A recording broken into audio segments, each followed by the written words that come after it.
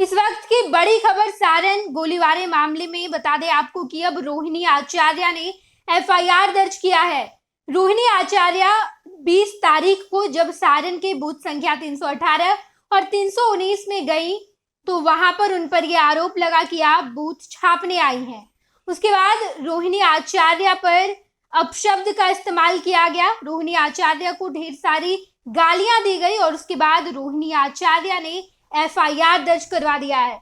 बता दें आपको कि रोहिणी आचार्य जैसे ही बूथ संख्या 318 पर जाती है, शाम का वक्त हो रहा था। शाम के वक्त रोहिणी आचार्य बूथ पर गई और वहां बैठे लोगों को उन्होंने कहा कि अगर आपने वोट दे दिया है तो आप यहां से चले जाएं, क्योंकि रोहिणी आचार्य को यह खबर मिली थी कि बीजेपी बूथ पर अपना वर्चस्व बना रही है। इस वजह से रोहिणी आचार्य ने इस मामले को लेकर एक्शन लिया और सबसे पहले बूथ पर गई। वहां देखा कि कई सारे लोग बैठे हुए। रोहिणी आचार्य ने तमाम लोगों से बातचीत की और कहा कि अगर आप लोगों ने वोट दे दिया है तो आप यहां से चले जाएं। इसके बाद रोहिणी आचार्य के खिलाफ वहां पर लोग नारेबाजी करने लगे, रोहिणी आचार्य को अपशब्द कहने लगे और अब ये मामला यहां तक जा पहुंचा कि कल सुबह सवेरे आरजेडी के समर्थक को गोली लग गई। एक नौजवान जो पढ़ाई करने के लिए सुबह निकला था, उसे गोलियों से भून दिया गया, उसकी मृत्यु भी हो गई। 2 लोग अभी भी गंभीर हालत में अस्पताल में मौजूद है और अब रोहिणी आचार्य ने एफआईआर दर्ज करवाया है। बता दें आपको कि रोहिणी आचार्य ने एफआईआर में लिखा है कि उसके साथ क्या क्या किया गया। रोहिणी आचार्य जैसे ही बूथ पर जाती है, उनके खिलाफ नारेबाजी की जाती है, उनके साथ दुर्व्यवहार किया जाता है, अपशब्द का इस्तेमाल किया जाता है और रोहिणी आचार्य ने ये पूरा आरोप बीजेपी पर लगाया है।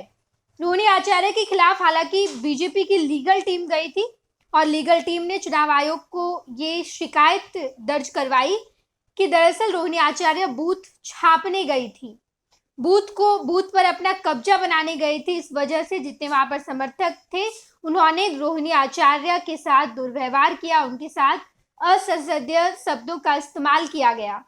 ये इस तमाम वाक्यों को लेकर अब रोहिणी आचार्य ने एफआईआर दर्ज करवाया है।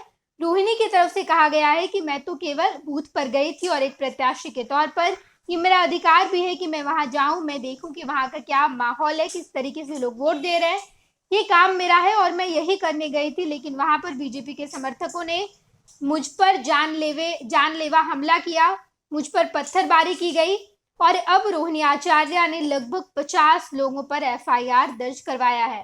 हालांकि इसको लेकर तेजस्वी यादव का भी बयान निकलकर सामने आया। तेजस्वी यादव ने कहा कि हम छोड़ेंगे नहीं, अभी तो चुनाव का समय है इसलिए हम कुछ कर नहीं सकते, लेकिन जो लोग मुझे जानते हैं वो सचमुच में जानते होंगे कि आखिर मैं क्या कर सकता हूँ।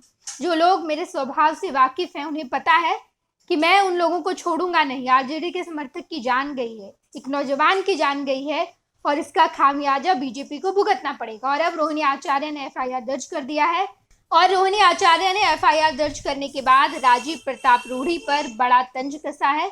राजीव प्रताप रूढ़ी इस पूरे मामले को लेकर फंसते नजर आ रहे हैं। अब इसको लेकर जो भी अपडेट सामने आएगा हम आपको जरूर बताएंगे। बिहार और झारखंड की तमाम खबरों के लिए फर्स्ट बिहार झारखंड देखते रहें। धन्यवाद।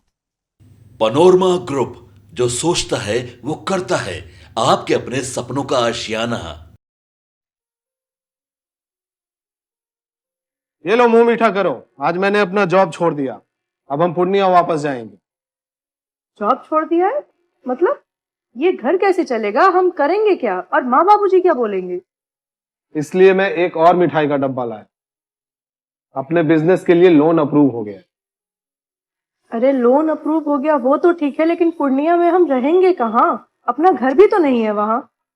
इसलिए तो एक और मिठाई का डब्बा अलग से लाया हूं। हमने पूर्णिया में घर ले लिया है, पूर्णिया के ई होम्स पैनोरमा में। पूर्णिया में पैनोरमा ग्रुप लेकर आए हैं ई होम्स पैनोरमा। बड़ा घर, आलीशान जिंदगी और अत्याधुनिक सुविधाओं के संग। अरे अब क्यों मुंह मीठा करवा रही हो? क्योंकि हम घर वापसी जो कर रहे हैं। घर वापसी की खुशी पूर्णिया में ई होम्स पैनोरमा के संग।